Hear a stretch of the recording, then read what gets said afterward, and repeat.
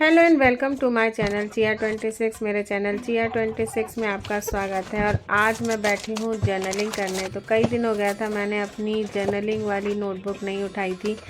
तो सबसे पहले शुरू करते हैं सारी चीज़ों का कलेक्शन जिससे जर्नलिंग हो सके बिना किसी डिस्टर्बेंस के। तो मैंने water colours, water brush pens, washi tapes, water strips और स्टिकी फ्लैग्स, पेन, अपना पेंसिल केस और कुछ एक बॉल पेन्स, ये सारी चीज़ें कलेक्ट कर ली हैं। और अब दिखाते हैं आपको। ये है ब्रश पेन जो मैंने नया लिया हुआ है।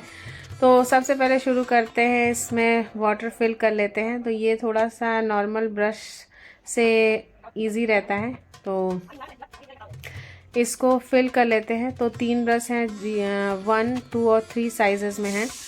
तो ये यूज़ करने में काफ़ी अच्छे रहेंगे, मुझे ऐसे लगता है। मैं फ़र्स्ट टाइम यूज़ कर रही हूँ और इसके बाद इसका रिव्यू भी मैं शेयर करूँगी। तो थोड़ा सा पानी गिर गया तो उसको वाइप ऑफ कर लेते हैं, थोड़ा साफ़ कर लेते हैं। उसके बाद में अपनी नोटबुक लाते हैं और ओपन करते हैं। तो जो मैंने कर रखी है पहले से जर्नलिंग, उसके बाद में अब स्टार्ट करते हैं। तो ये ब्राउन पेपर जो उसमें आते हैं, आप कुछ सामान वगैरह ख़रीदते हैं तो उसकी पैकिंग वाला पेपर है, मैंने रखा हुआ था। तो ये मैंने अलग से ख़रीद के नहीं किया हुआ है, तो आप इसको जंक जर्नलिंग ही समझ सकते हैं। तो क्योंकि उस साइड जो मैंने जर्नलिंग की थी उसका जो इंक है वो इधर आ गई थी, तो मुझे इस तरफ इस तरीके से कवर करने से वो चीज़ें छुप जाएंगी और ये भी एक कॉन्सेप्ट हो जाएगा जर्नलिंग का।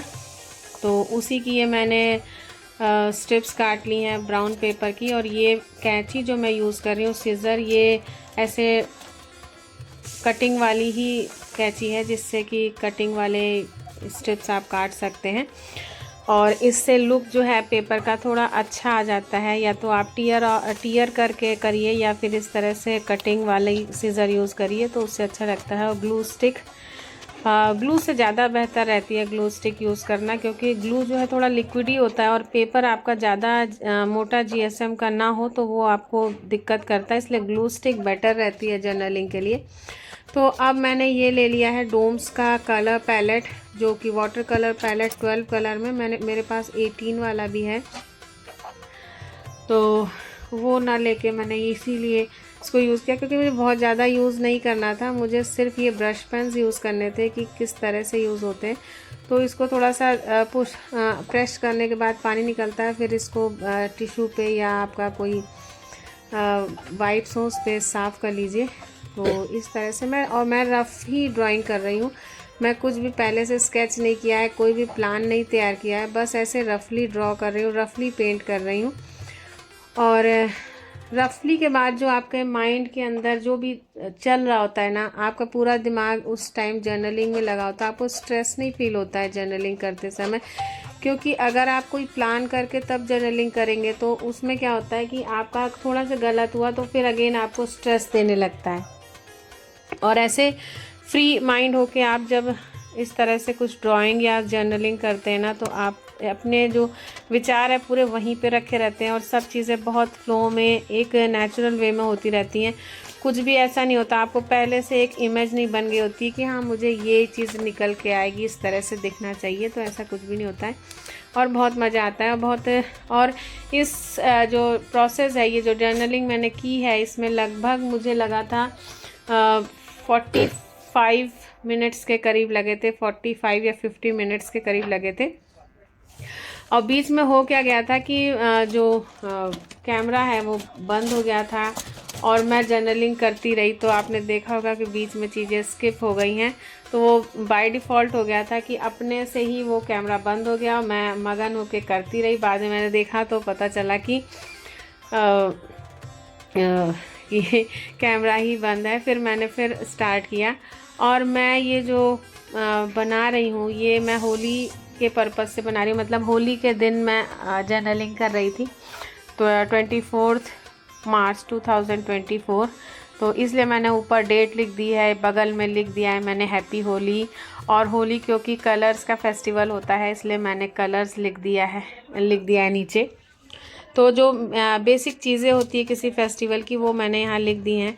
वैसे होली जो है कोई फेस्टिवल नहीं बल्कि एक सीज़न होता है। होली आने के लगभग 15 दिन पहले से ही होली स्टार्ट हो जाती है और आगे भी 1 हफ्ते तक लगभग होली चलती है, तो होली को आप सीज़न कह सकते हैं। तो ये ब्रश पेन डुअल टिप वाले हैं जो मैं यूज़ कर रही हूँ। तो ये वाले ब्रश पेन मैंने इनका रिव्यू शेयर किया हुआ है, बहुत अच्छे हैं और ऑनलाइन अवेलेबल हैं ये। और इसमें सबसे अच्छी बात यह है कि एक तरफ तो ब्रश पेन है, दूसरी तरफ इसमें फाइन टिप है। ज़्यादातर ब्रश पेन्स जो डुअल टिप के होते हैं उसमें एक तरफ ब्रश पेन होते हैं, दूसरी तरफ जो है बुलेट टिप होती है, बट इसमें बुलेट टिप नहीं है, इसमें फ़ाइन टिप दी हुई है। जबकि मैंने फ़ाइन टिप यहाँ यूज़ नहीं की है, मैंने यहाँ ब्रश पेन ही यूज़ किए हैं और सिंपल एकदम बस फ्लो में करती चली जा रही हूँ।